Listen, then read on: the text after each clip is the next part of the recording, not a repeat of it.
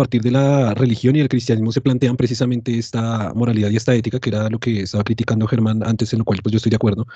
Y por eso un cristiano determina lo que es bueno y malo derivado de Dios, que en esa derivación de Dios, como lo explicaba antes en el modo de construcción del concepto, religión, Biblia, Dios, está en la mitad, está, digamos, en transitorialidad, ¿cómo se dice? Transitorialidad.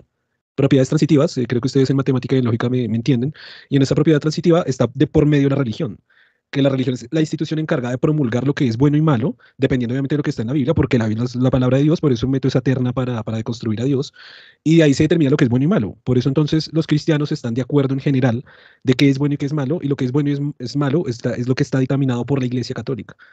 Entonces, de pronto cuando, por eso la crítica que hacía Germán, que de hecho esto era algo que le hablaba en mi historia de esa transición del cristianismo al ateísmo, por así decirlo, y fue precisamente esto, ¿no? Si Germán creo que lo sacó de allí fue cuando yo le compartí mi historia de cómo me iban criticando porque me estaban diciendo que era una moral o un inmoral o que me faltaban principios o que ya no me importaba si yo quería matar o asesinar o apuñalar o violar. Y yo decía, güey, o sea, cálmese porque si es una moralidad y ética religiosa cristiana, esa no significa que sea la única que haya en el mundo.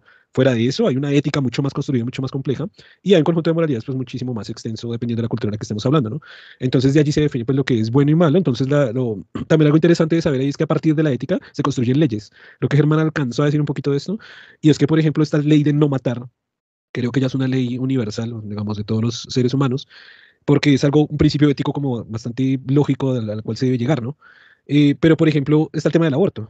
Hay muchísimos países, sobre todo latinoamericanos, que se oponen al aborto, perdón, y es precisamente por eso, porque lo hablamos desde el comienzo, Latinoamérica suele ser muy cristiana, y en la ética cristiana se dice, hey, no abortar, porque es malo, es lo que define el cristianismo como malo, pero racionalicémoslo y pensémoslo incluso con bases científicas. De esto ya tenemos dos podcasts hablando sobre el aborto desde la perspectiva filosófica y científica no cristiana, y vemos que el aborto es algo, un derecho que se debe tener, lógicamente hablando, o sea, a nivel lógico, no quiero decir lógicamente hablando como lo se usa normalmente, sino a nivel lógico es como lo que se debe usar. Pero en Latinoamérica apenas los países están en la discusión, apenas Colombia acabó de aceptar el aborto, Chile hasta ahorita creo que entró a las tres excepciones del aborto. Argentina, bueno, ya lleva su bien tiempo, pero creo que lleva un año o 2 años que lo aprobó. Latinoamérica está hasta ahora saliendo de esa moralidad, porque como hay una cultura cristiana, hay una ética cristiana, una moralidad cristiana, porque la gran mayoría de la población latinoamericana es cristiana, está muy difícil combatir esos conceptos cristianos que se llevan desde antes para llevar un concepto ético que se sale de la religión. Pero como todos están dentro de la religión, está muy difícil entender ese tipo de cosas. O con la homofobia, ¿no? El matrimonio homoparental o adopción de niños por parte de parejas homosexuales. Está muy mal visto porque como somos una cultura cristiana y basada en ética cristiana, a veces se cuesta dejar estos pensamientos de esta ética y pensarlos en un modo más reflexivo, que es pues la ética no cristiana que deberíamos constituir en todos los países.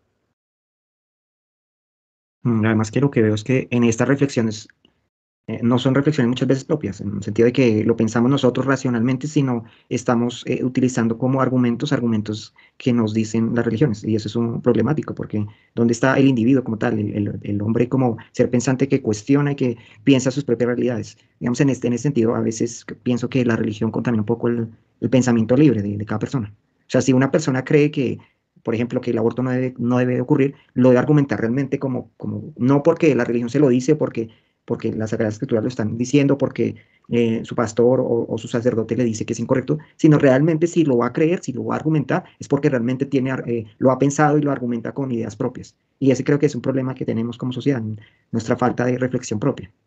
Digamos que muchas veces pensamos con ideas ajenas, entonces, y la religión es, digamos, un gran difusor de estas ideas que construimos como sociedad. Entonces, creo que si vamos realmente a hacer debates sobre estos temas, realmente deben ser debates donde la racionalidad esté argumentada a partir de reflexiones propias y de pensamientos multiculturales y plurales. O sea, no podemos seguir pensando y que estas discusiones realmente las determinen las religiones, porque realmente me parece que sus nociones muchas veces están un poco anacrónicas respecto a las nuevas realidades. Entonces, si realmente la religión va a asumir ese papel, tiene que, digamos, actualizarse con las nuevas realidades. Entender que nosotros como sociedad hemos cambiado y que las realidades son otras. Entonces, si realmente se va a asumir y se va a tener una idea del mundo diferente a la noción que se tiene en la actualidad, tiene que realmente argumentarse. La religión tiene que tratar de argumentarla en las realidades propias de nuestras sociedades. O sea, si se va a argumentar que, por ejemplo, que el aborto no es correcto, también tiene que asumirse que los derechos de la mujer también son importantes, de la misma manera, y que un derecho no puede ir en contra de otro. Porque si pensamos inclusive en los casos más extremos, se aplica el aborto inclusive cuando hay riesgo de la muerte de la madre. Entonces, se está violando un derecho por proteger otros, y estamos confrontando derechos. Estos argumentos deben asumirse en esa manera. No se debe pensar simplemente, no, es que la vida es sagrada y los derechos del feto son más importantes inclusive el de la madre. Entonces, se están confrontando derechos como tal. Entonces, se tienen que asumir y confrontar estos dos derechos que están en deliberación. Digamos que ese es el gran problema que ven muchas veces en las nociones que se han dado para argumentar y debatir estas dilemas morales que tenemos en la actualidad, que creo que hay que confrontar las versiones y hay que realmente asumir una noción que deje de lado estas ideas, como pues en estas nociones que tenemos de la familia nuclear, que debe ser de esta manera. ¿Por qué exactamente es de esta manera? O sea, creo que la noción de sociedad es que nos vamos transformando. En la antigüedad no se pensaba inclusive en el divorcio, y esta es una nueva realidad. Eso implica que las nuevas familias que tenemos son muy diferentes a las que... Entonces no podemos pensar todavía en un sistema tan nuclear, porque ya no es la realidad nuestra. Creo que todas estas nociones deben irse transformando, porque pues las sociedades cambian y todos los sistemas morales y éticos deben adaptarse a estas nuevas transformaciones.